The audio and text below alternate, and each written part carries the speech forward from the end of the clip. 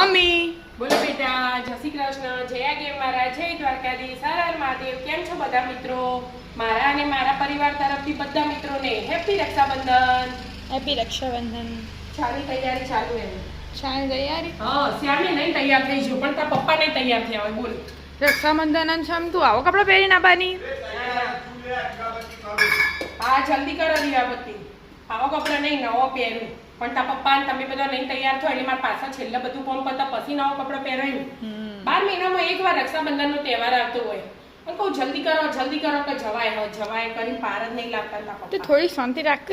7:30 વાગે હતા જ જતી રહે વાત કરે. 8 વાગે તો જતું રહેવું પડે. હા કેટલો ઉત્સાહ હોય એમ. હા મીઠાઈ, રાખડી બધું લઈને જવાનું ભાઈના ઘેર. લેડો તમે પહેલા ભાઈને પહોંચશો તારે હું જઈ ને. હા મેં તૈયાર થઈ છે એટલે ભાઈને બોધી તમે કાઢીએ. બે બુનો તૈયાર થઈ જાઓ, ભાઈને રાખડી પહોંચી દો, પછી મોમાન ઘેર જઈએ આપણે.